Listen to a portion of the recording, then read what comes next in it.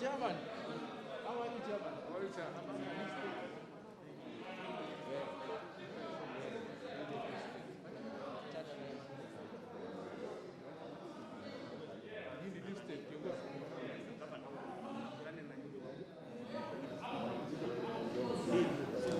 Honourable members, Mr. Speaker.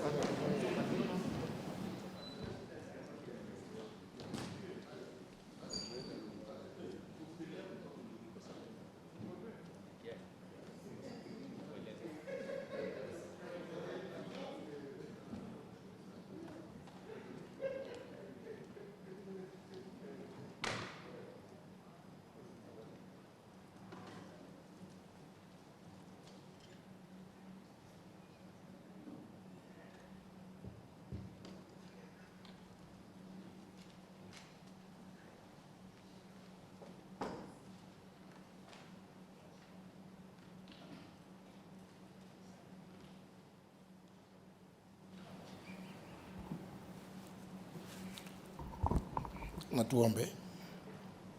Ewe Mwenyezi Mungu, ambaye kwa hekima na wema wako umeteua nyadhifa za viongozi na mabunge kwa ustawi wa jamii na utawala wa haki wa wanadamu, twakusihi ututazame kwa neema nyingi sisi watumishi wako ambao umerithika kutuita ili tutekeleze shughuli muhimu za jamhuri yetu. Twakuomba ututeremshie baraka zako sisi tuliokutanika hapa, na tujalie tuyatende na kuyafikiria mambo yote yatakayofikishwa mbele yetu kwa njia ya haki na uaminifu, ili utukufu na sifa zako ziendelezwe, na ili kustawisha amani, ufanisi na heri ya nchi yetu na wale ambao haja zao umezikabidhi mikononi mwetu. Amen.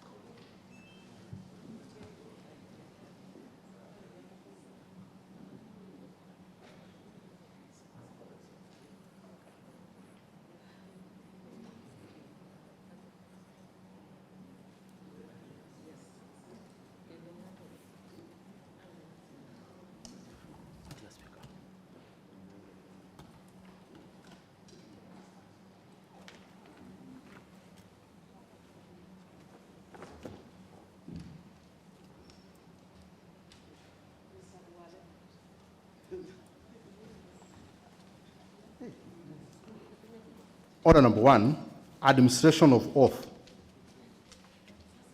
Order number 2, communication from the chair. Yes.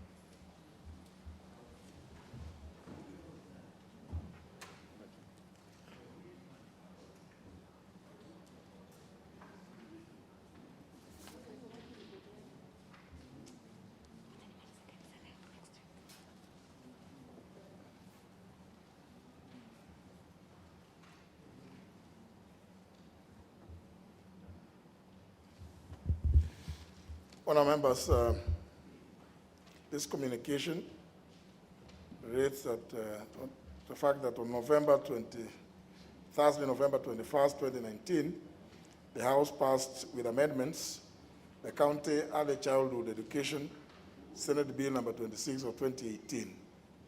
You'll also recall that on Tuesday, June 30th, 2020, the Senate consider and approve the National Assembly's amendments to clauses 2, 8, 9, 15, 16, 20, 23, 24, 25, 29, 30, 35, 41, 43, 46, 47, 56, 63, 64, 66, 69, as well as the second schedule, but rejected the National Assembly's amendments to clauses 27, 28, 33, 36, 37, 44, and 68. This regard, honourable members, I request the leadership of the majority and the minority parties in the House to expeditiously nominate 5 members for appointment to a mediation committee to consider the bill pursuant to Article 113 of the Constitution. Consequently, honourable members, in consultation with the leadership of the majority and minority parties in the House, I hereby appoint the following members to represent the National Assembly in the mediation committee to consider the same bill. Number 1, the Honourable Martin Derek Wambugu Ngujiri. 2, the Honourable Dr. Daniel Kamuren Tuitoek. 3, the Honourable John Paul Mwirigi. 4, the Honourable Eve Akinyi Obara. And number 5, the Honourable Dr. Pamela Ochieng. Honourable members, with this development, the Mediation Committee on the County Early Childhood Education Bill, Senate Bill number 26 of 2018, is now fully constituted, since the Senate has nominated the following senators to the same committee. Number 1, Senator Paul Mwangi Githiomi. 2, Senator Okongo Mogeni. 3, Senator Agnes Zani. 4, Senator Miri Yane Senator.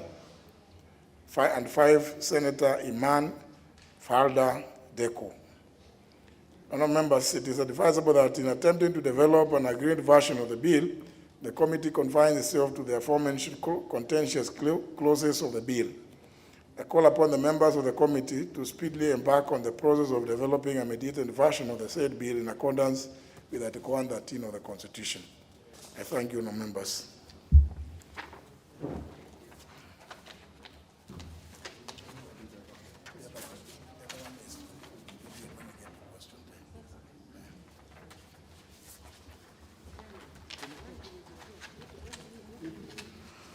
Order number 3, messages.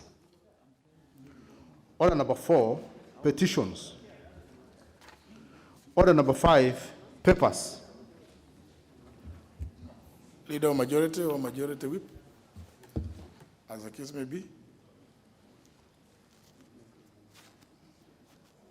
Majority whip or leader of majority. Notable, then the chairman and Departmental Committee of Justice and Legal Affairs. I can see you are already up. Been ousted by Give him the mic. What I? Yeah, he's supposed to lay some paper. Yeah, give him the mic. You know, I can see he's walking around. I don't know what.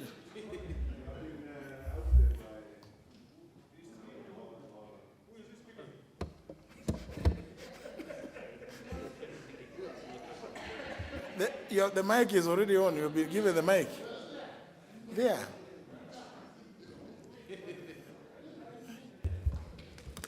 Oh, thank you, Mr. Speaker. I was saying I was ousted from my station by Honourable Maole. He reclaimed his substantive seat.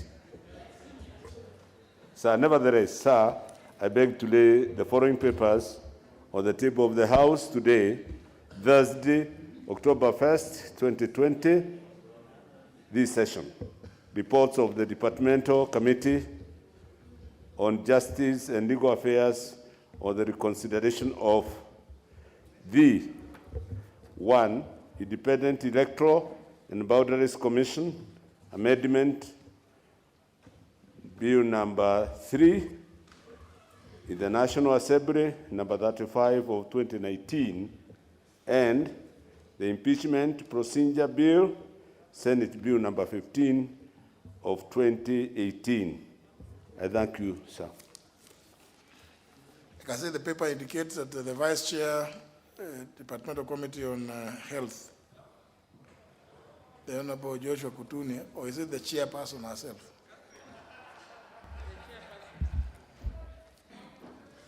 Can you tell the recently released Waluke not to laugh like that?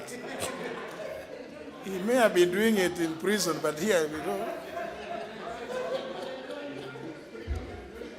No, he should go to Uhuru Park then if he wants to laugh like that. You know, I can't be laughing from out there and make it impossible for us to transact business. Thank you, Mr. Speaker. Honourable Speaker, I beg to lay the following paper on the table of the House today, Thursday, October 1st, 2020, afternoon sitting. The report of the Departmental Committee on Health on its inquiry into the utilization of the funds appropriated to the Ministry of Health in the financial year 2019-2020 for COVID-19 pandemic with focus on KEMSA. I thank you, Mr. Speaker. Very well, but honour members, as you know, I always look, take time to look at those reports. So when you bring them to me to approve, you know, I look at them. Please just make up your minds together with your technical staff. When you are inquiring into a matter, you may find that maybe certain things may have been done in a way which is not in accordance with the law. You must be able to determine which is the right agency to whom you can recommend further action. But when you, like I've read through yours, when you say the Ethics and Anti-Corruption Commission and the Directorate of Criminal Investigations investigate, you're actually almost causing your thing to be taken to some cupboard somewhere. Because now, who is going to investigate? Because one will go, the other one say, no, we also have it, we are investigating, then there will be paralysis. So it's good, maybe even when it comes to debate, you can actually decide, because you know what it is that you found. Ethics, you look at the Ethics and Anti-Corruption Commission Act, you'll see their mandate. Which are the things they're supposed to investigate? So that if you think that it is them who should investigate, leave the other one, so that you are able to, as a House, which has mandate to oversight state organs, you know, we told you to investigate, what have you done? And then it also helped the Committee on Implementation to make a follow-up. But when there are two now, you will be going to this one, they tell you, oh, we left it to these ones to investigate, we left to the other one, then nothing. That's just advice. But you know what it is that you found out. The next. Thank you. Yes, Majority Whip. Thank you, Honourable Speaker. On behalf of the Leader of Majority, Honourable Speaker, I beg to lay the following papers on the table of the House today, Thursday, October 1st, 2020. 1. The report of the Auditor General and financial statements of the Rural Electrification Scheme, Kenya Power and Lighting Company, KPLC, for the year ended 30th June 2019 and the certificate therein. 2. The report of the Auditor General and financial statements of the Kenya Pipeline Company Limited for the year ended 30th June 2019 and the certificate therein. 3. The report of the Auditor General and financial statements of the Kenya Youth Employment Opportunities Project, certificate number 5812 KE, National Industrial Training Authority NITA for the year ended 30th June 2019 and the certificate therein. 4. Special audit report of the Auditor General of the Kenya Medical Supplies Authority KEMSA for the period 13th March 2020 and 31st July 2020 and the certificate therein. 5. Annual report of the Public Service Commission for the financial year 2019-2020. And finally, 6. Annual report of the Kenya Law Reform Commission for the financial year 2019-2020. Thank you, Honourable Speaker. And now, again, for further guidance to the House, there is that number 4, the special audit report of the Auditor General of the Kenya Medical Supplies Authority, in brackets KEMSA, for the period 13th March 2020 and 31st July 2020 and the certificate therein. That means in terms of the Constitution, if you look at Article 229, Clause 8, within 3 months, the relevant committee, which deals with oversight, dealing with the reports from the Auditor General, is required within 3 months to consider these reports and report on it to the House. So that, and I'm saying this because I've seen there are too many reports, even in the newspapers. Everybody, even, I don't know, county assemblies, we also start saying they're also doing. Now with this from the Auditor General, all others now can, even if you want to pick the report, you can. But your discussions of it, whether in another house or whatever, it's just what, there was a program in the NTV called the Gumzo Mtaani.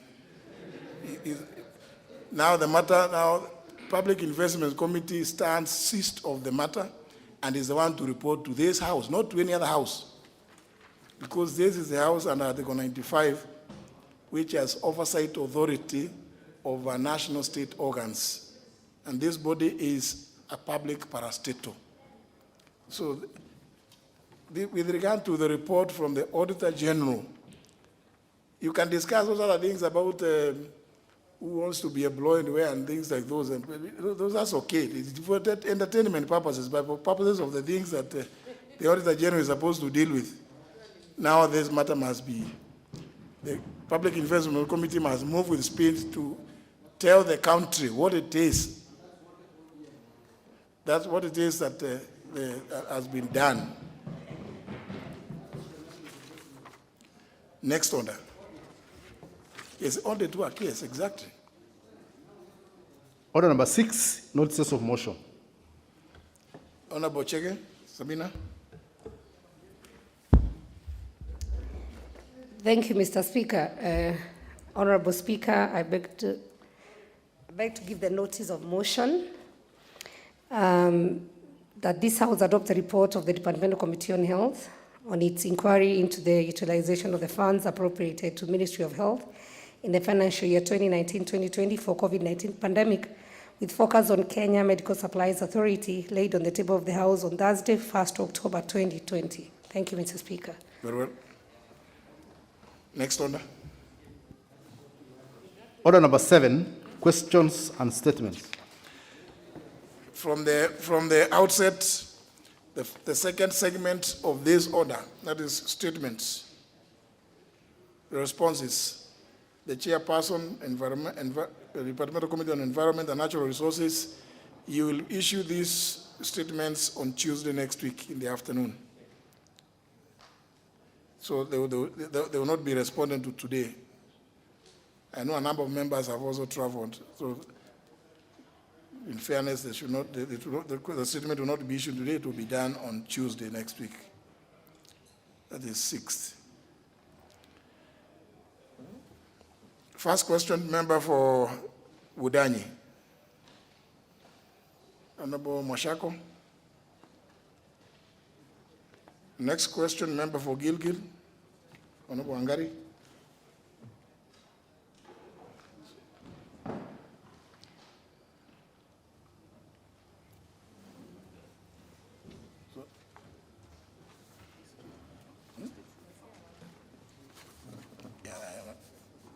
Yes, you don't have a card. Thank you, Mr. Speaker. I have a card. Thank you. Thank you, Mr. Speaker. I rise to ask question number 248, 2020, to the Cabinet Secretary, Education. Number 1, how many primary and secondary schools are to benefit from the supply of the locally assembled desks for schools in the financial year 2020-2021, and how many will be left out of the program? Part 2, what criteria was used in identifying the schools to benefit from the program? And finally, what special considerations is the ministry taking to ensure equity amongst the sub-counties, considering that the number of schools vary from one sub-county to another? Thank you, Mr. Speaker. To be responded before the Departmental Committee on Education and Research. The next question is by the member for Kwale, the Honourable Suleika Juma Hassan, who has requested for deferment, request acceded to. So that question is deferred. The next question is by the Honourable Agoi, member for, initially he had requested that the Honourable Omboko Milemba was to ask the question on his behalf.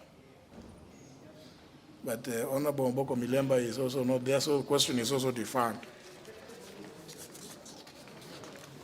Next is by the member for Lamu East, Sharif, Honourable Sharif.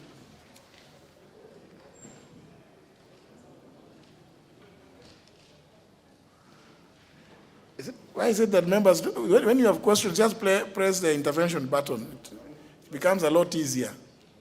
Because if I remove you from the main request section, then you suffer.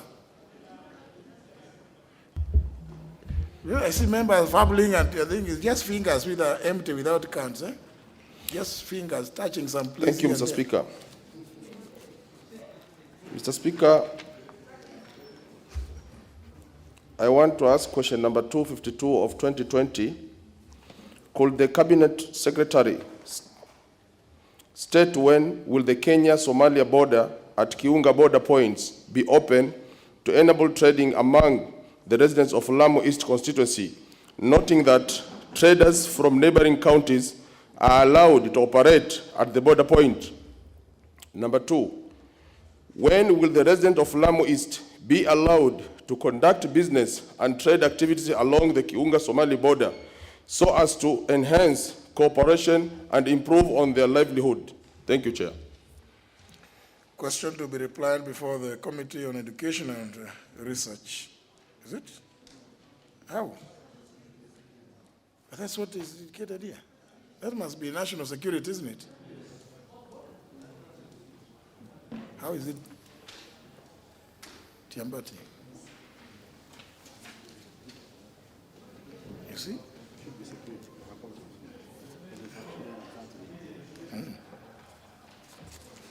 In fact, that question makes me make the following communication, because I think the Secretariat is sometimes mixing. You recall that on Tuesday 22nd and Thursday 25th, 24th of September 2020, during order number 7 on questions and statements, the member for Moyale, the Honourable Karicha Gufu Wario, and the member for Game, the Honourable Elisha Ochieng Odhiambo, did ask ordinary questions number 193 of 2020 and question by private notice number 26 of 2020 respectively. Indeed, I did refer the 2 questions to the Departmental Committee on Defense and Foreign Relations. Honourable members, having received advice regarding the subject matter sought to be addressed by the 2 questions, and having acceded to, I do now redirect the said questions as follows. The question by the Honourable Member for Moyale is referred to the Departmental Committee on Administration and National Security and will be answered by the Cabinet Secretary for Interior and Coordination of National Government, whereas question by the Honourable Elisha Odhiambo, being by private notice, is referred to the Departmental Committee on Trade, Industry and Cooperatives and will be answered by the Cabinet Secretary responsible. The House is accordingly guided. The corrections will be made. Yeah. Next question by the member for Tharaka Nithi, the Honourable Nkatha.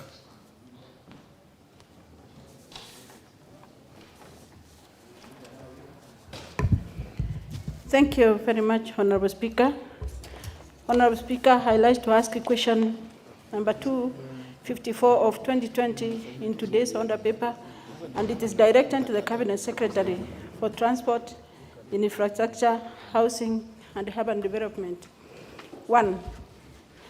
What steps has the Ministry taken to ensure the construction of the 28.5-kilometer Chuka-Kareni Road, a project funded by the European Union and the Government of Kenya and started in 2014, is completed, noting the European Union commitment ends in 2021.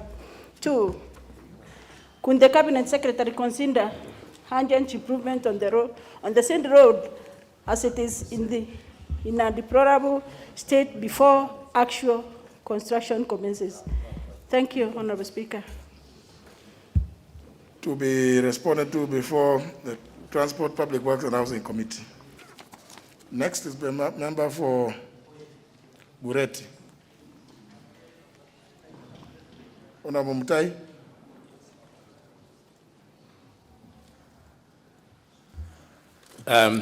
Thank you, Mr. Speaker.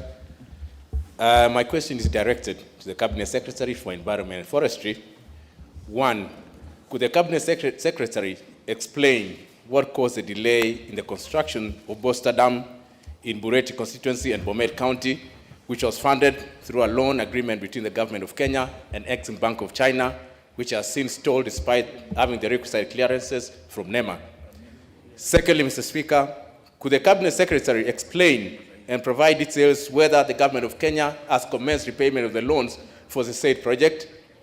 Thirdly, Mr. Speaker, could the Cabinet Secretary further explain other causes for the delay in the construction of the said dam and whether Kenya Forest Service has played part in delay to the construction of the project? And if so, what steps has the Cabinet Secretary undertaken to ensure that the construction of the Boster Dam is completed and by when? Thank you, Mr. Speaker.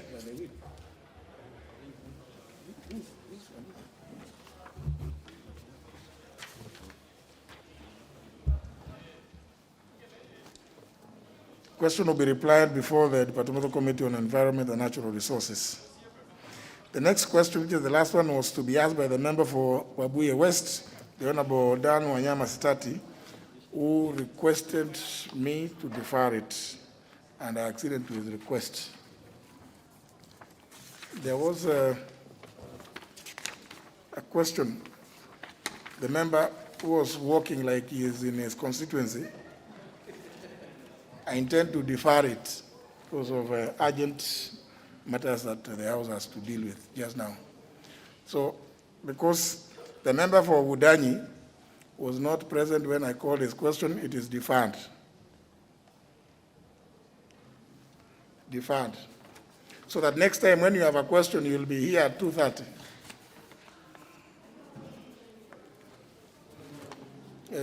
Majority Whip.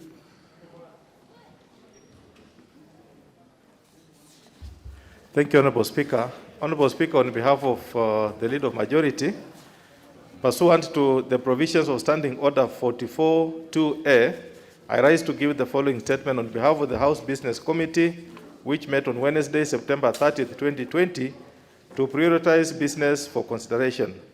Honourable Speaker, on Tuesday, October 6th, 2020, the House Business Committee has prioritized consideration in second reading and Committee of the Whole House of the County Allocation of Revenue Bill 2020. It is our hope that the Budget and Appropriation Committee will consider the bill and table the report by Tuesday next week to enable the members to acquaint themselves with its content. Honourable Speaker, we shall also continue with the consideration of the motion on the status of implementation of the resolution of the House regarding conditional approval of a nominee for appointment as ambassador, the second reading of the Public Participation Bill, National Assembly Bill number 69 of 2019, the Public Fundraising Appeals Bill, National Assembly Bill number 66 of 2019, and the County Government Amendment Bill, Senate Bill number 13 of 2018. Should we not be concluded them today? Honourable Speaker, the House Business Committee has also prioritized the consideration of the motion on the report of the Public Investments Committee on a special audit report on Kenya Bureau of Standards and the report on the Committee on Implementation on report on a public petition on the inquiry into the crisis facing sugar industry in Kenya. Should they not be concluded today? Honourable Speaker, also for debate in second reading during the morning sitting of Thursday, October 8, 2020, are the following private member bills. 1, the National Disaster Management Authority Bill 2019 by the Honourable Kimani Ichung'wah, MP. The Land Amendment Bill 2019 by the Honourable Simon King'ara, MP. The Crops Amendment Bill 2019 by the Honourable Kasim Sawa Tandaza, MP. The Labour Relations Amendment Bill 2019 by the Honourable Kimani Ichung'wah, MP. the Alcohol Drinks Control Amendment Bill 2019 by the Honourable Silvas Osoro Onyeko, MP, and the Public Order Amendment Bill 2019 by the Honourable Simon Kingara, MP. Honourable Speaker, in accordance with the provisions of Standing Order 42A, 5 and 6, I wish to convey that the following Cabinet Secretaries are scheduled to appear before the departmental committees as follows. 1. Cabinet Secretary for Energy will appear before the Departmental Committee on Energy on Wednesday, 7th October 2020 to answer questions from the following members. 1. Honourable Andrew Mwadime, MP. Honourable Robert Mbui, MP. Honourable John Paul Mirigi, MP. And Honourable Samuel Gashobe, MP. 2. Cabinet Secretary for Interior and Coordination of National Government will appear before the Departmental Committee on Administration and National Security on Wednesday, 7th October 2020 to answer questions from the following members. 1. Honourable Peter Masara, MP. 2. Honourable Kipsengeret Koros, MP. 3. Honourable Robert Pukose, MP. 3. Cabinet Secretary for Lands and Fiscal Planning will appear before the Departmental Committee on Lands on Tuesday, 6th October 2020 to answer questions from the following members. 1. Honourable Moses K. Cheboi, CBS, MP, and Honourable William Chepkut, MP. 4. Cabinet Secretary for Environment and Forestry will appear before the Departmental Committee on Environment and Natural Resources on Wednesday, 7th October 2020 to answer to questions from Honourable Mark Nyamita, MP. Honourable Speaker, the House business will reconvene on Wednesday, October 7th, 2020 to schedule the business for the coming week. I now wish to lay this statement on the table of the House. Thank you, Honourable Speaker. Very well. Before we go to the next one, I can see an intervention by the member for Homa Bay, Honourable Kaluma. I thank you, Mr. Speaker. Mr. Speaker, I arise under Standing Order number 40 to request your intervention for alteration in the sequence of business, and more particularly, Mr. Speaker, to request that the motion appearing under Order number 14 in today's order of business be stepped down from the House's consideration today. Speaker, as the order paper confirms, I've proffered a number of amendments to that particular report, or the report, the subject matter of that motion. Speaker, some of those amendments include the matters I heard you earlier this afternoon mentioned to the House in terms of our being definite in terms of what agency we want to undertake, particular roles we may recommend as a committee. Speaker, unfortunately, I'm joining a team from the Departmental Committee on Security, Administration National Security, which is traveling to somewhere in North Rift on matters of this Parliament. And I'm told that there is a bit of jam on Mombasa Road to the airport due to the commendable, Mr. Speaker, Expressway ongoing construction. Speaker, additionally, following the approval of my amendments, I've engaged with the leadership of the Public Investments Committee, and there appears to me that it is possible we may have convergence on a number of those amendments. I was therefore requesting that we be given time when I come back, we can engage formally with the committee so that those matters we can agree on, we agree on mutually, we don't have to fight over amendments because we are both doing the business of Parliament. For that reason, and majorly the reason that I have to leave on another parliamentary business, and I may not be available to assist Parliament transact that business, most of the amendment, Speaker, I crave your indulgence and request for stepping down. And of course, I also crave the indulgence of the Public Investments Committee so that this is transacted in a manner that the resolutions comes out, Mr. Speaker, as indeed a good resolution of this House duly considered. I thank you, Mr. Speaker. Chair, Public Investment Committee, what do you say to that? There should not be intervention button. Sir, thank you very much, Mr. Speaker. Mr. Speaker, I think we'll be on record as the Public Investment Committee. We would not wish such kind of reports to be the ones to have so many amendments. And I have discussed the matter with Honourable Kaluma, and we have agreed in principle, but it is very, very vital that we see him formally.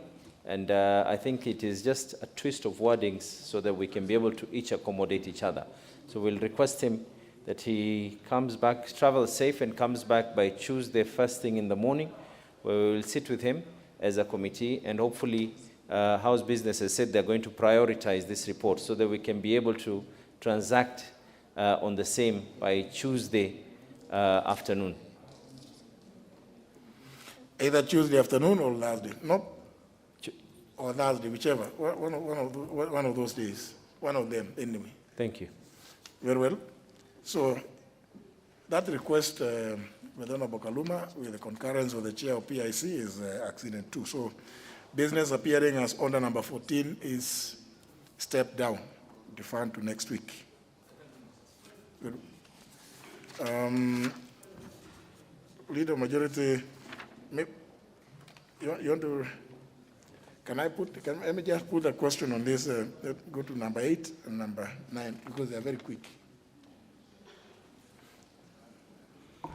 Order number 8, motion, report on the status of implementation of legislation, petitions, and resolutions. Question to be put. Honourable members, debate on this motion was concluded on Tuesday. I therefore put the question, which is that this House adopts the report of the Committee on Implementation on the status of implementation of legislations, petitions, and resolutions passed by the House, laid on the table of the House on Tuesday, June 30th, 2020. Will as many as that opinion say aye? Aye. As many as the contrary opinion say nay? The ayes have it. Next one. The other one is just fast reading. Order number 9, the County Allocation of Revenue Bill, Senate Bill number 7 of 2020, first reading. Now, Leader. A bill for an act of Parliament to provide for the equitable allocation of revenue raised nationally among the county governments for the 2020-2021 financial year, the responsibilities of national and county governments pursuant to such allocation, and for connected purposes. Can I, there's some, under number 10, there's something big. No, under number 10, can you go? Next order.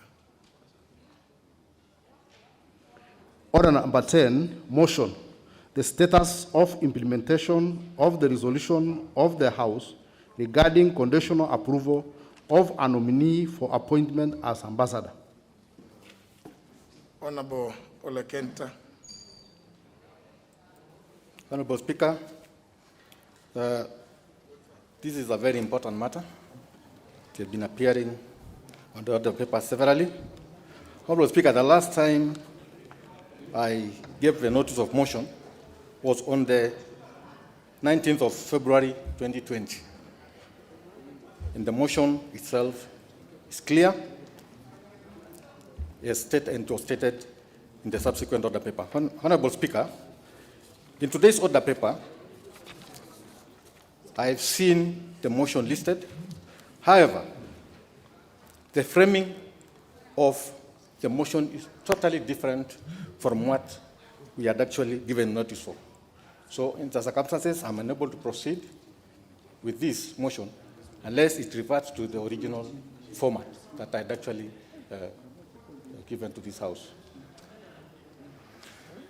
Well, there's nothing to comment. Honourable members, the Honourable, I should just make the following comment. That the Honourable Chair of the Committee on Implementation, Honourable Kenta, has been to see me with this order paper and the motion whose notice he gave on the 19th of February this year. The two are substantially different. So that the motion, notice of which he gave to the House, is not the motion as drafted today. There is a mistake. And I have acceded to his request, but I told him he has to come and state it here because there's nothing, all this is being done in the open. So the Honourable Kenta, this motion talks about noting. The motion whose notice he gave is not about noting. That's quite a significant change. And I think it's only fair that the motion from his committee be as the committee recommended, so that then the House can be seized of the proper motion. It's for that reason that I have agreed with the Honourable Kenta that this motion be taken out of the order paper today, so that it can be reinstated in the format that his committee recommended. Much more importantly, honourable members, this motion, the subject matter, has been litigated upon in High Court Civil Case Number, Petition Number 367 of 2019, filed in the Constitutional and Human Rights Division. A judgment was issued on the 14th of November 2019. And therefore, we need to look, the committee needs to look, and the House needs to look at what the court said, so that you don't act in vain.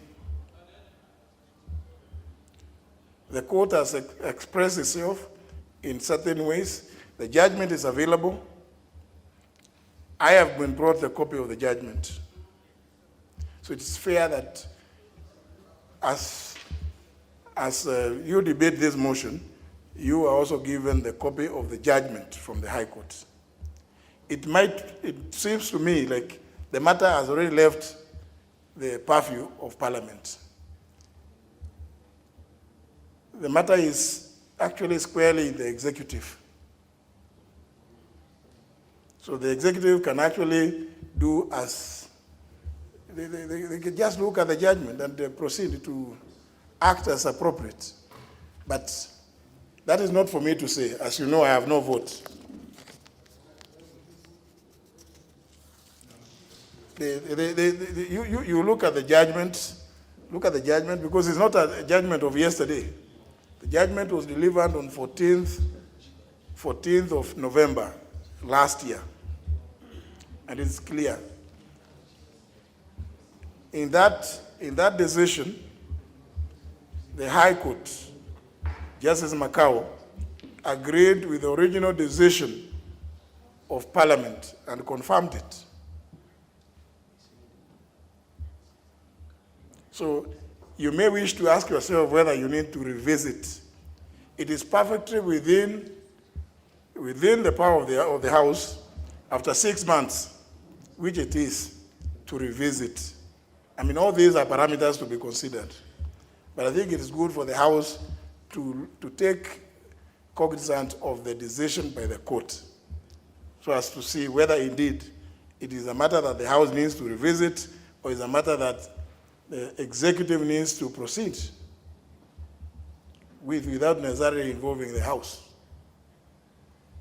But the Honourable Kenta's committee will get their motion as framed originally, so that they now can be able to move it, and the House will be at liberty to make a decision, but while at the same time taking into account the decision by the High Court, so that we don't appear to also be speaking at cross purposes.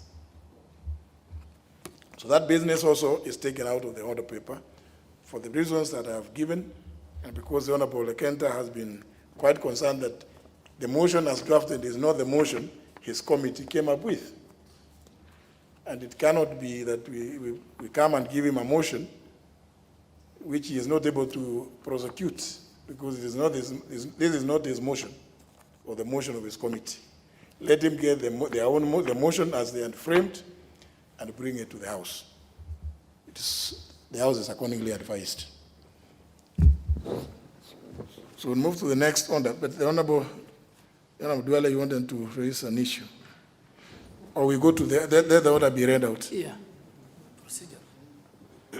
Let the order be read out. Order number 11, the Public Participation Bill, National Assembly Bill number 69 of 2019, second reading. Yes, Honourable Duale. Honourable Speaker, I rise on a point of order under Standing Order 83 to seek your guidance on whether the Public Participation Bill 2019, which is before this House for the second reading, is properly before this House. I also know that there are two other bills on the same subject, one by the Honourable Chris Wamalwa, MP, and the other one being a Senate bill, now awaiting a second reading. Honourable Speaker, why do I say so? There are several constitutional issues arising from this bill, which I seek to highlight as follows with your permission, Mr. Speaker, and which I draw your attention to and seek your intervention. Honourable Speaker, first, Article 94, Subarticle 6 of the Constitution provides that, and I quote, an act of parliament that confers any state organ, state officer, or person the authority to make provisions having the force of law in Kenya, as contemplated in Clause 5, shall expressly specify the purpose and the objectives for which that authority is conferred, the limits of the authority, the nature and scope of the law that may be made, and the principles and standards applicable to the law made under the authority. That's Article 94, Subarticle 6.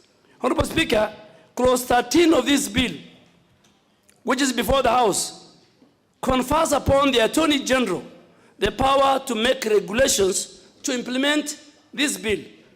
The bill fails to expressly specify the purpose and the objectives for which that authority is conferred to the Attorney General. The bill also fails to specify the limits of the authority, the nature and the scope of the regulations that may be made by the AG.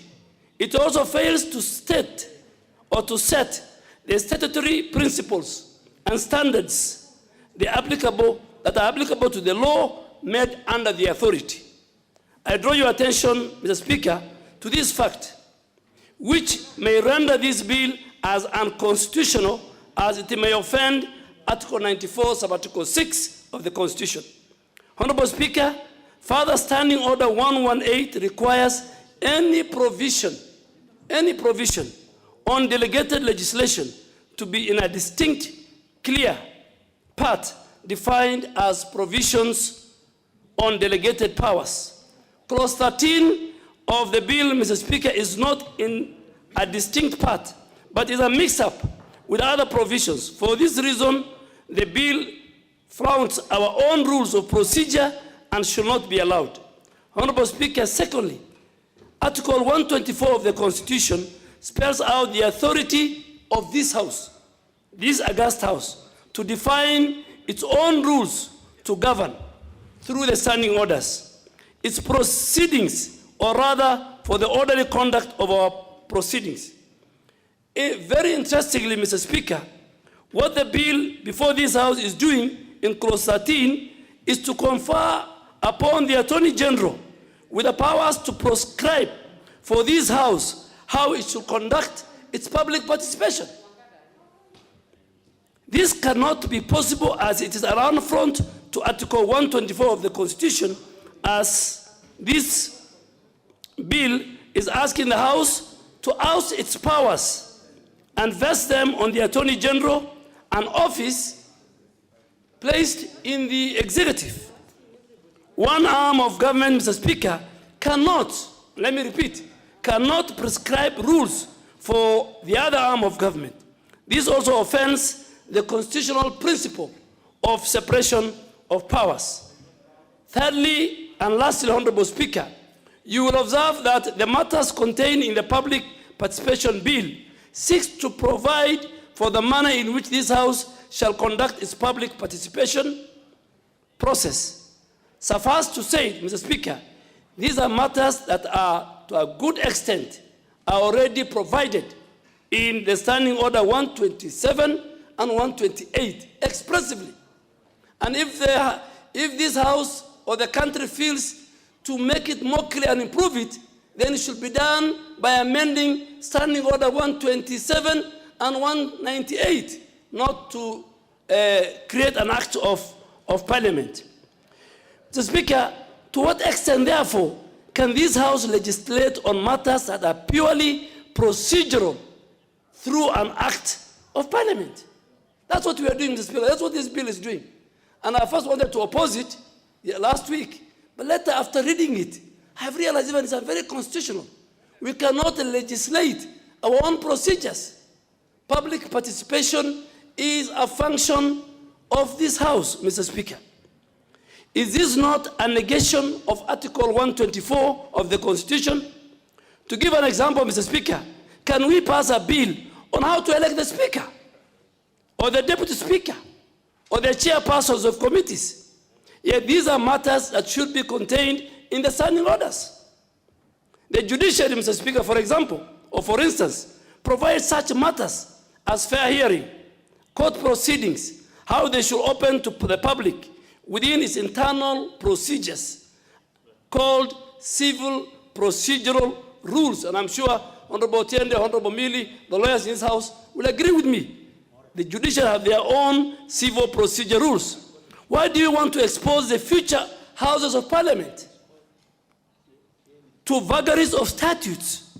Public participation process are matters that are purely internal, that cannot be contained in an act of parliament, but only in our own internal rules of procedure, which is the standing orders. Mr. Speaker, these are serious constitutional issues that are posed by this bill, part of which touch on the authority and the privilege of the House. And I seek your guidance on how we proceed forward, Mr. Speaker. In my view, Mr. Speaker, I know that the bill seeks to provide a legal framework for public participation for all state organs, Parliament, including Parliament.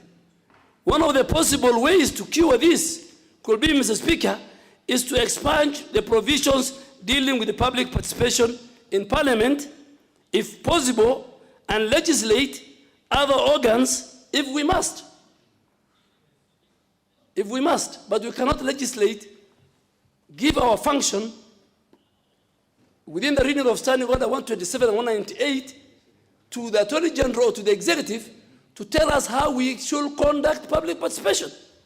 Mr. Speaker, the Constitution has always been our guiding principle. And in the light of the fact that the bill may offend Article 94 and Article 124 of the Constitution, I seek your guidance on the following: whether we can proceed to consider the bill as drafted. 2, is it constitutional and procedural standing? It is constitutional and procedural standing. And finally, whether it is consideration and possible passage is likely to prejudice the authority and the privilege of the House. Mr. Speaker, as I conclude, I really want to ask the Justice and Legal Affairs Committee, brought a report to the House. And Honourable Otiene Omolo was part of the experts. The Constitution has created specific functions for the 3 arms of government. We cannot, Mr. Speaker, today mortgage our oversight role, our representative role, our legislative role to another arm of government. Mr. Speaker, Article 127, if you look at, Standing Order 127, if you look at it, it will tell you the procedures of public participation. And that is what the courts were using when litigants go to court to take a matter that the House has legislated. What the courts will do is they will look at the process of public participation. And the implementer is the clerk of the National Assembly to make sure, and his staff and directors, that the process is followed. So, Mr. Speaker, I think this bill, Mr. Speaker, needs your guidance, and I really want you to make a communication on whether those questions that I've raised and whether we can proceed with it. Thank you, Mr. Speaker. I see Leader Minority, Honourable John Band, you want to weigh in?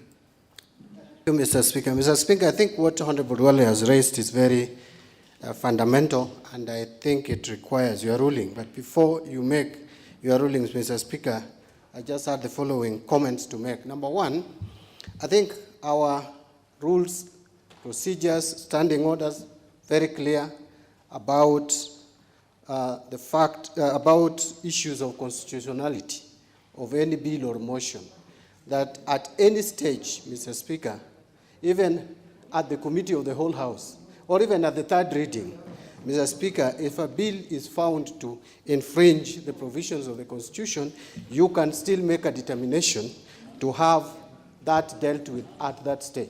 So I think it is perfectly in order for a honorable member, and Honorable Duale for that matter, to raise issues of constitutionality at this point in time. Two, Mr. Speaker, this issue of public participation, we must be very careful about it. Because, Mr. Speaker, in the 2010 Constitution, we actually, out of excitement and out of the experience we had with the previous regime, there was a feeling in this country that we didn't need the institutions, that the institution of parliament was an evil institution, executive was evil, all the institutions, including the judiciary. And so we found a lot of provisions in the Constitution, which, looking at them critically, they offend the very basic principles of democracy. Mr. Speaker, Article 1 of the Constitution talks about the people of Kenya exercising their power either directly or through the democratically elected representatives. Mr. Speaker, ours is a representative democracy. And once the power to legislate is given to an institution, given to people's representatives, you can't take it away. You cannot take it away. In fact, even where we borrowed this public participation concept, I see what happens in the US. The Congress of the US, you see how they deal with what they call public hearing, the evidence taking.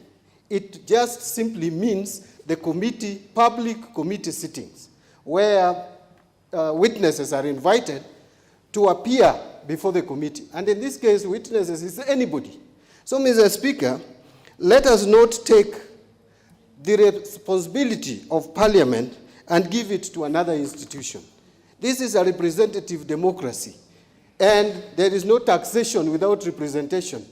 I sit here on behalf of the people of Super South.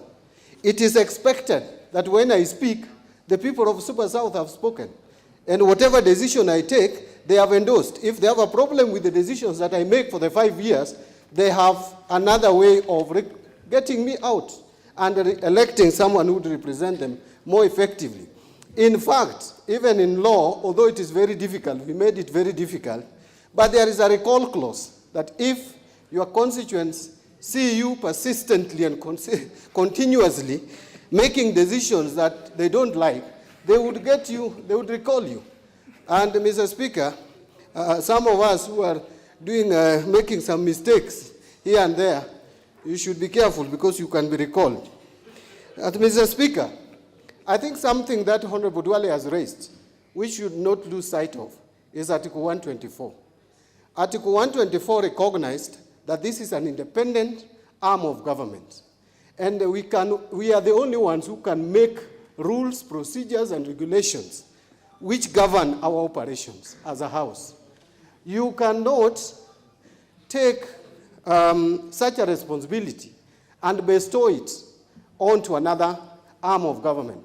In fact, the intention was to make the three arms of government operate independently but interdependently. But that does not mean we can allow the Office of the Attorney General to prescribe rules on how we conduct our business. That is unthinkable, it is unheard of.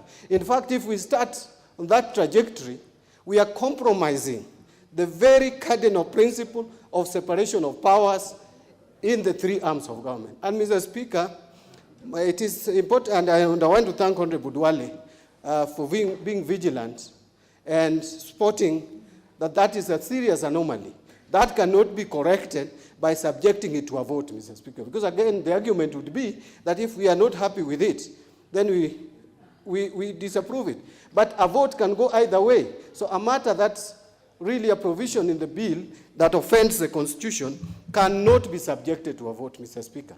And therefore, I urge, Mr. Speaker, that if we have to proceed with this bill, then those clauses that may offend the provisions of our Constitution should first be expunged so that we deal with the bill as if those provisions never existed. And you have made rulings before, Mr. Speaker, on this matter. You have made rulings where you have clearly stated, especially in omnibus law, that the miscellaneous amendments, you have ruled that we proceed with the bill as if the provisions that would have offended the provisions of the Constitution did not exist. So, Mr. Speaker, I also want to just urge, like Honourable Dwale has asked, that this bill be reconsidered, withdrawn, reconsidered. And I want to plead with our legal department.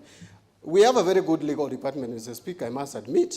They have not disappointed us in many areas, and Honourable Dwale, who is the immediate former majority leader, and I have praised them before.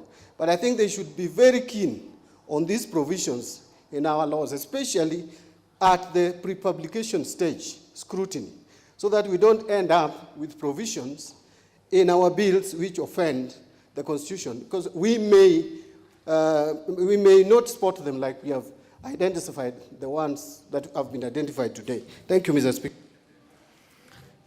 Now, honourable members, could you just, I can see several of you have placed interventions. I don't want to, I'm almost like the other members who are, like the Honourable Kaluma, who has to dash somewhere. Honourable Tiende. Thank you, Mr. Speaker. Mr. Speaker, thank Honourable Dwale for raising these matters. Mr. Speaker, I agree with Honourable Dwale in his conclusion, but not in his reasoning.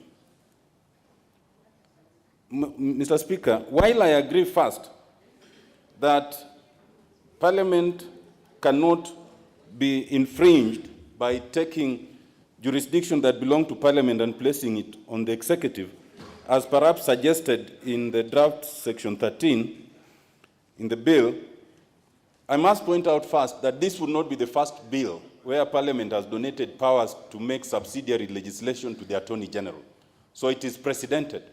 In any event, even when it is donated by the legislation that we passed, the Statutory Instruments Act, delegated legislation will not take authority until it comes back to us.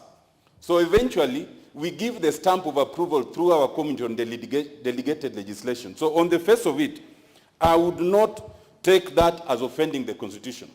Secondly, Mr. Speaker, I believe that we can and we ought to legislate on public participation, because the Constitution mentions public participation in almost 7 different articles, and they are not all confined to Parliament.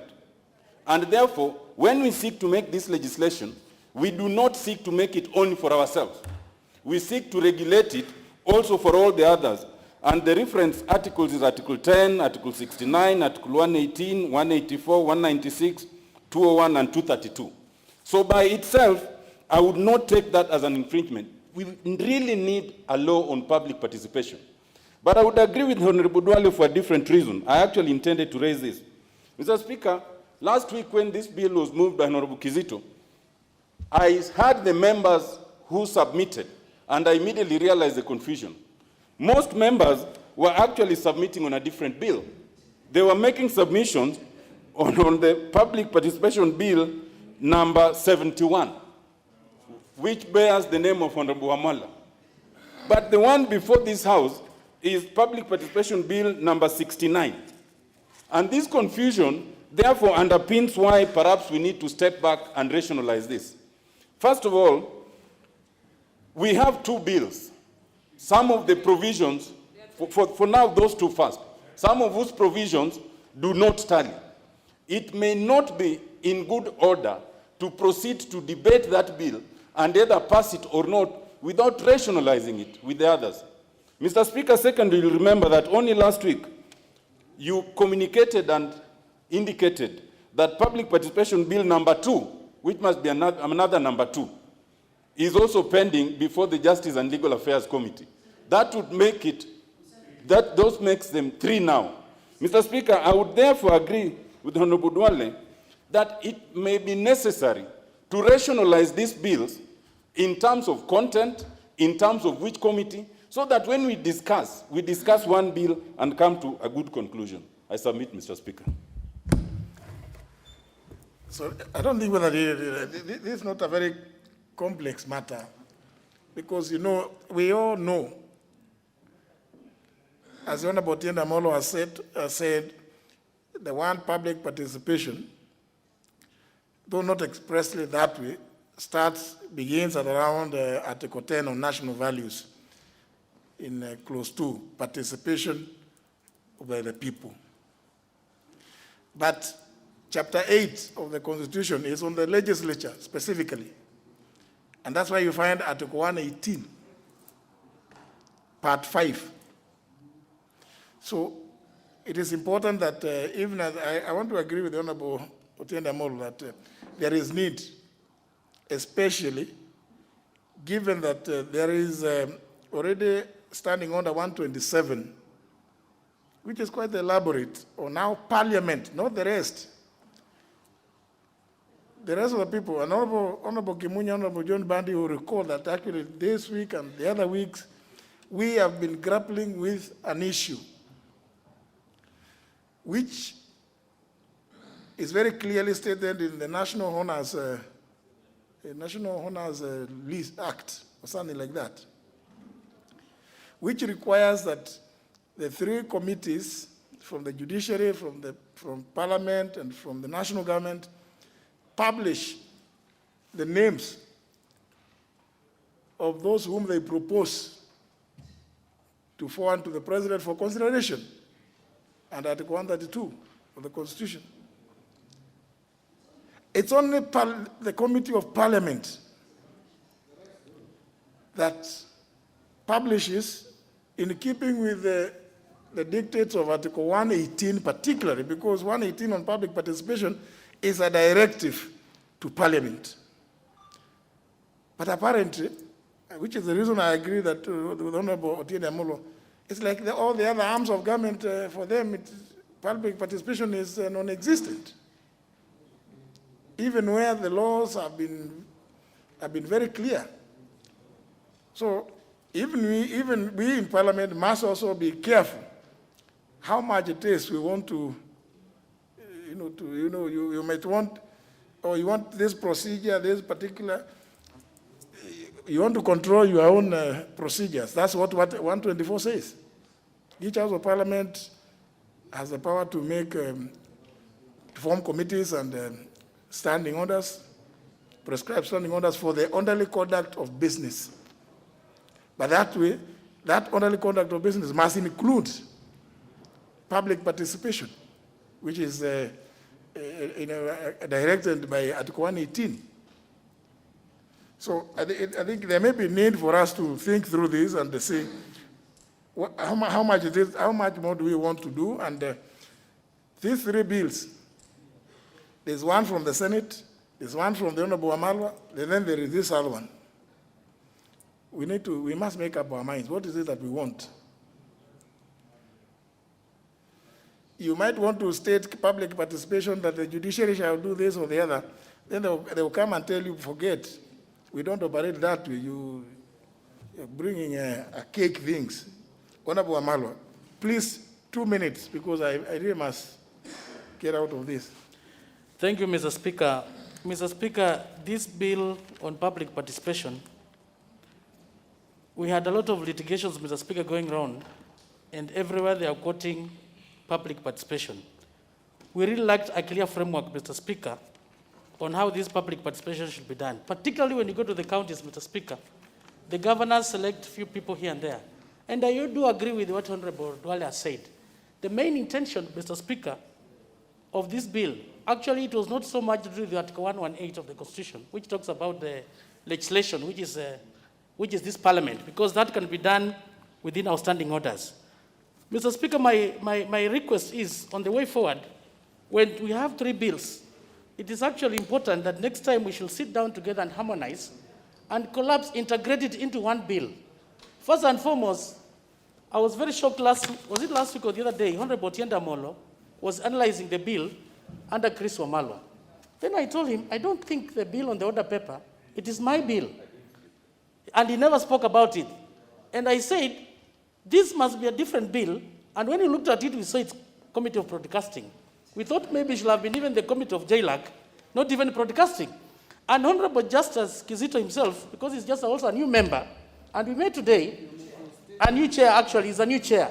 So to move forward, Mr. Speaker, I do agree with the other colleagues what they have said. We can stand down this bill, we meet all of us and harmonize, and have one bill that will add value. And as Article 118 says, Mr. Speaker, this Parliament, we cannot give powers to the executive because of the principle of separation of powers. When it comes to participation here, we can look into that within our own standing orders. But I think there is room for this Parliament because it's a legislative arm to see how we can help other organs of the government which have been circumventing this issue of public participation. So on the way forward, let's sit together, let's harmonize so that we get an agreeable version that can see the end of the day. I thank you. TJ Kajwang. Mr. Speaker, just let me make one point just so we can release you. It is good it is coming from Honourable Member for Garissa Town. And this is the problem that we have had since we started this session of Parliament, since 2010. The Constitution, as it were, was a paradigm shift from what we used to have. Parliament is the authority for making legislation, 94 and 95. But we've never actualized that, even though we are the ones who are giving out money to departments. What should happen, we should run a pure presidential system with 2010 Constitution. We should give money to Parliament to create a legislative department which can originate bills themselves. And everybody out there can prefer legislative proposals, they can prefer policies and so on, and give us legislative instructions. But Parliament holds the power to draw and draft the bills and print, and then they are gazetted, and then they are published. And Member for Garissa, you also need to pick a little salt with you, because it is the office of the leader of majority in his tenure that seems to have accepted this idea that we must still continue to receive bills from the Attorney General, not seeing the constitutional mandate under 157 of the Constitution, which does not give him power to do that. Things changed. But, he behaved as though he should pick instructions from the Honourable Attorney General, from the Cabinet, and so on. Yes, they bring the legislative, instructions and the policies, but the drafting must and should be done from this House. And so it is just all of us. I think it is not just Member for Garissa, it is for all of us. We are the ones who give out money. Let us give enough money to Parliament so that we can own this process, and everybody else will only prefer information, and then we do the drafting here. Thank you, Mr. Speaker. So, Leader Majority, I have only two more minutes. Yes. Thank you, Honourable Speaker. We won't keep you long. But one, I agree, we need to harmonize 3 bills. And 2, it's actually not correct to say that bills come from outside, whether from the Attorney General or from ministries, and are introduced directly into the House. Every bill that comes to the House goes through the legal department of Parliament. And it's a highly resourced department, right? And we are trying to sort out some of those things, some checklists and steps to ensure that every step is done and documented, who reviewed, who did what, as part of building the capacity of that department. So it's not true that bills come without vetting. There's 26 steps a bill goes through. Yeah? But no, you don't have to draft them here. A bill can come from anywhere. But when it's introduced into the House by a member of the House, yeah, it has had to go through a whole series of checks and approvals and all that to ensure the quality is good. It's an oversight that, because we had actually said, and I want to take responsibility for this, that we had actually said the 3 bills should be harmonized before they come here. But I think in the rush to get it, we kind of then, it skipped our attention, and we allowed one bill to come, yet there are three. One by Senator Amos Wako through the Senate, one by Chris Wamalwa, and now by broadcasting. And we had actually agreed that the three should be harmonized and brought into one. Just like the two referendum bills, one by JLAC and one by the Constitutional Oversight Implementation Committee, and Constitutional CIOC. And the two, unless if we don't end up with the two harmonized, members will be contributing on one bill thinking they are contributing on another one. So we undertake it, and, but we want to assure you, there's actually a strong parliamentary office which we must continue giving continuous feedback to get them better and better by the day. But it's actually, that capacity exists. Indeed, all bills, whether they have originated from wherever, they must go through. Honourable Millie Odhiambo, please. No, we are only 2 women. 1 minute. One of the 2 women in the house. Yes. There are only 2 women. One of the 2 women. Thank you, Mr. Speaker. Mr. Speaker, I was really pushing that you give me the chance, because we are only 2 women in the house today. And that does not stop me. That does not stop me for still pushing for the 2/3 gender, and I've said it before. And Mr. Speaker, you can see that even when we are only 2, it is still very difficult to catch your eye. And I'm wearing a brilliant blue, Mr. Speaker. But Mr. Speaker, we have Honourable Paris. No, we are 3. We have Honourable Paris Tobiko and Honourable Sophia Abdinur. So we are actually 1/3. Mr. Speaker, I'm sorry, because I know we are 1/3 of the members in the House today. Mr. Speaker, the women reps have gone to Mombasa for committee meetings. Mr. Speaker, they are not allowing me to state what I'm saying, Mr. Speaker. You know, when the male MPs get an opportunity to bash us on the issue of representation, they are very happy, because the male reps have also gone to Mombasa. We only, the other male MPs are here, but the male reps have already gone to Mombasa, just with the women reps. Mr. Speaker, what I wanted to say, Mr. Speaker, and I want to thank Honourable Dwale for bringing this. But even as he brings, I want to respectfully disagree, because just based on Article 118 that is actually spoken of, and sub 2, B, says facilitate public participation and involvement in the legislative and other business of Parliament and its committees. So it's actually enshrined in the Constitution, and unless we are saying that that article itself is unconstitutional, then that would actually take it to a much higher level, Mr. Speaker. But one of the things that I want to say that I want to agree with the members is that as Parliament, we can regulate, and we can regulate what we want or how that public participation can be done, either by an act of Parliament or through our standing orders. That is actually up to us. And I want to say what Honourable Dwale was referring to. We have Civil Procedure Act and Civil Procedure Rules. That does not, so really just talking about the rules in itself is limiting. But I want to indicate, Mr. Speaker, that this is a matter I've raised before, that because we have 2 houses, there's going to be a lot of confusion. I actually wanted to raise substantive legal issues, only to be also informed by Honourable Tiende that I have the wrong public participation bill. So we'll be wasting a lot of time looking at different public participation bills. There are already 3 in the committee room that deals with, what is it called, the table room, that houses the bills. Because then they will receive bills and deal with them as they come. So when you go there, you are given the bill and you are given the wrong one. So I will be contributing to the wrong bill. Only 2 weeks ago, did we discover as a budget committee that we are processing 3 bills on social workers.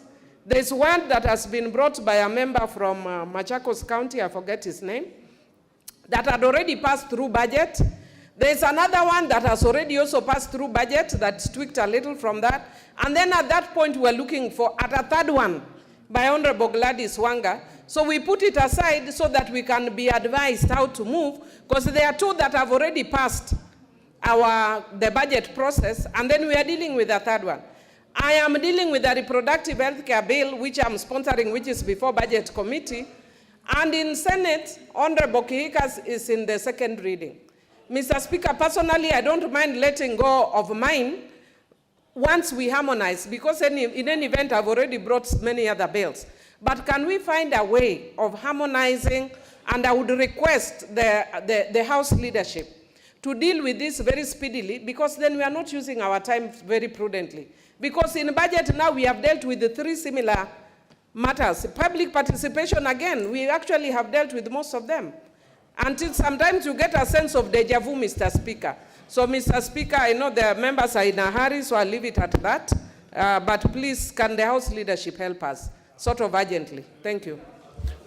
Actually, Honourable Millie Odhiambo, we are already working on that thing because it's a matter of concern. That, and I thank you because not many members are as magnanimous as yourself, because I think you made your proposal for assisted reproductive health bill, I think a little earlier. But That's actually the good to be, it's good to be magnanimous. But, honourable members, at this standing order 127, and it's good just I read the relevant part. Committee of bills to committees and public participation. That's what standing order 127 deals with. 1, a bill having been read the first time shall stand committed to the relevant departmental committee without question put. 2, notwithstanding paragraph 1, the Assembly may resolve to commit a bill to a select committee established for that purpose. 3, the departmental committee to which a bill is committed shall facilitate public participation on the bill through an appropriate mechanism, including A, inviting submissions of memoranda, B, holding public hearings, C, consulting relevant stakeholders in a sector, and D, consulting experts on technical subjects. As it is, honourable members, I think you, and you are the people who passed these standing orders, you actually sought to address this issue of public participation. And largely, what is captured here reflects what you'll find in very many jurisdictions, more particularly the jurisdictions that you referred to. I think one of you made reference to, where you'll find that they merely invite people who have something value to add, because otherwise then we might as well say that every committee will hold rallies every weekend to receive views to Uhuru Park or such like venues. I think what we have done here is try to capture as much as possible what could add value to the legislative process that we undertake when we are passing bills. And I think unless we are told that there are shortcomings, maybe we have seen rulings from the courts where they have said that certain timelines were not sufficient. And I think those are the things we need to begin to address. What is sufficient time for public participation?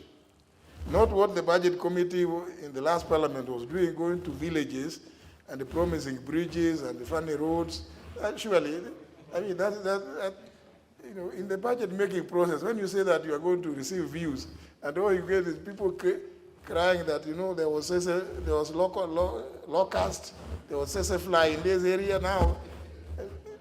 Surely, and as much as it may be good to hear those views, but surely, what are you going to do?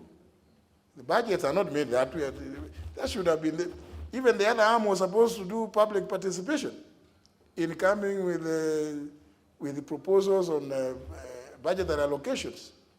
And that's the subject that I think has been addressed in a number of fora of hand, that we need to pay attention to the, is it 85 or so % that's left at the national level, so that we see how is it allocated.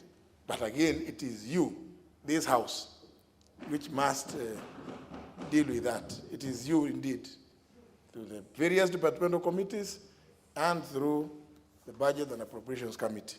But I think maybe we should also think of how to improve this even as much as we want to do legislation, standalone legislation, because there are certain things you may not bind other arms of government with. They may come and tell you, no, this does not operate in our field. So we need also to concentrate on our own processes to make sure that they are beyond reproach. But especially, I do recall, the Honourable Dwale would recall that the judgment, one of the judgments that I have in mind is the one that's saying that 6 days of public hearings was insufficient. So even as Kenyans out there are busy crying, oh, what, you are not doing this. But if the courts are saying 6 days of public hearings are not enough, now I don't know what is going to be enough. Each case will depend on its own peculiar merits, isn't it, Honourable Mili? And so that if it's about reproductive health care, obviously the stakeholders we have provided here in a sector, obviously there will be many. There will be a number of stakeholders who will be key. That if they have not given, maybe a judge will go and look at it and say, if we haven't had views from this particular sector, you may not have sufficiently informed legislation. But all these are matters that you will have to consider. But for the time being, I want to make this direction that, given what you members have said, I think there's need to stand down the consideration of this bill.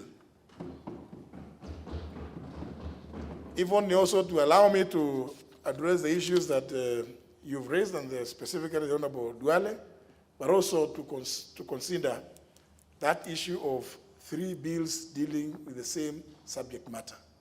I think it is important. So we'll start it down, Honourable Kizito, broadcasting. Let's deal with it after we have consulted widely. I thank you, all members. Next order.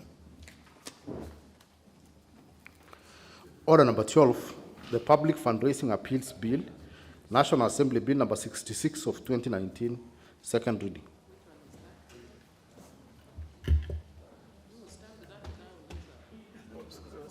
The leader of majority is about Arabics, is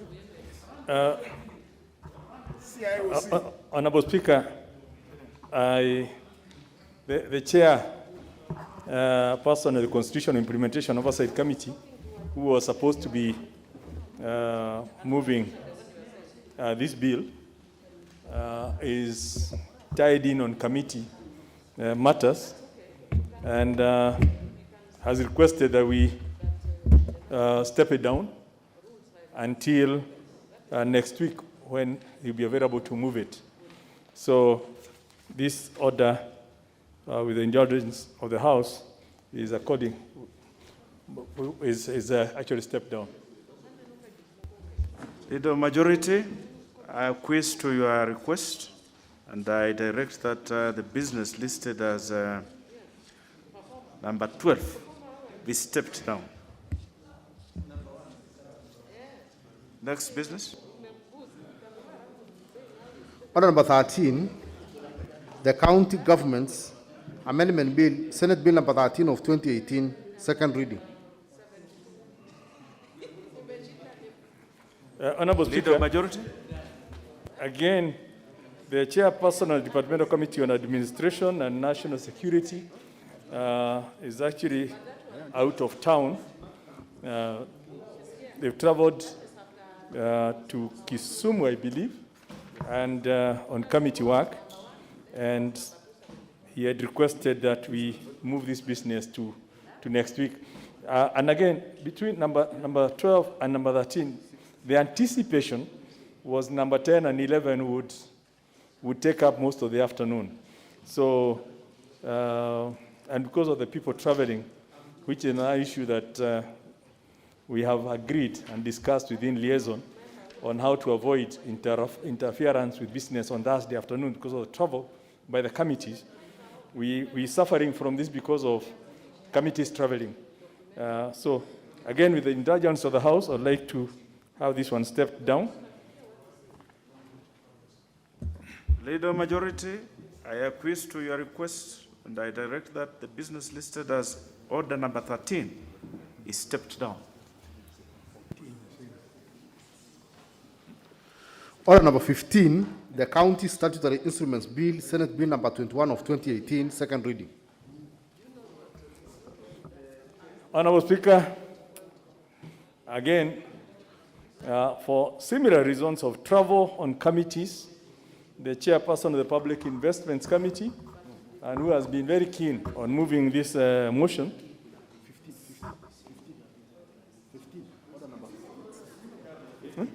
on number 14, was already put down. Yeah, leader, Sorry. Majority number 14 was already stepped down. Okay, number 15. Number 15, we've been trying to liaise with the chair of delegated legislation to fast track his movement. He is actually on the way, but he can't be here now. So I would like we step it down. Should he come before we will reorganize the order paper?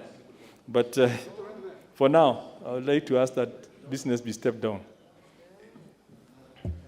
Leader Majority, I acquiesce to your request and step down the business listed as order number 15.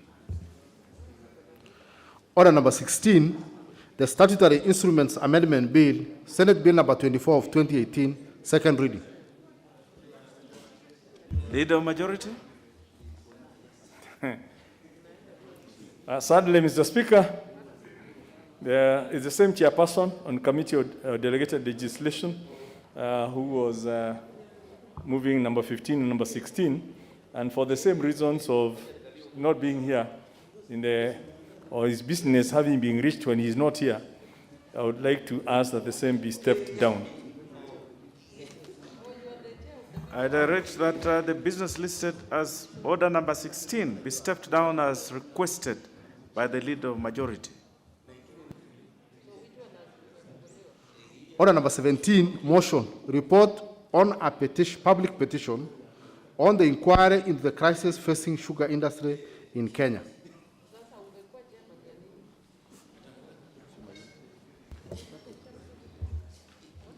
The chairperson, Committee on Implementation, Leader of Majority. Honourable Speaker, we were trying to get the chairperson of the Committee of Implementation to get a report. He had gone looking for it, but now we can't wait for him to print and bring. So again, with the indulgence of the House, I'd like to ask that this business be stepped down until we reorganize for next week.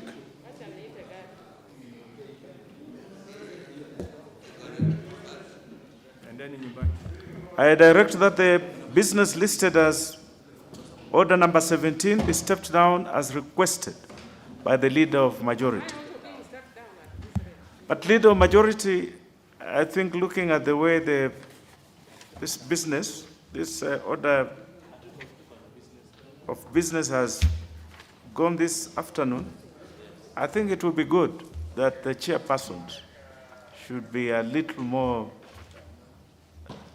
should observe, should read, should know what is coming up and prepare a little more than they have showed today.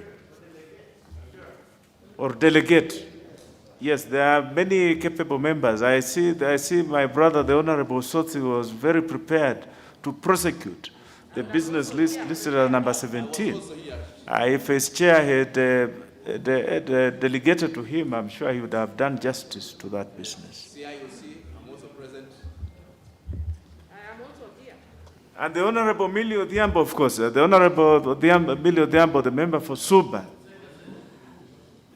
is always very keen to transact business, and we are thankful for that. You represent the other gender quite adequately, even when you are alone in this chamber. We appreciate your commitment to the cause. Honourable members.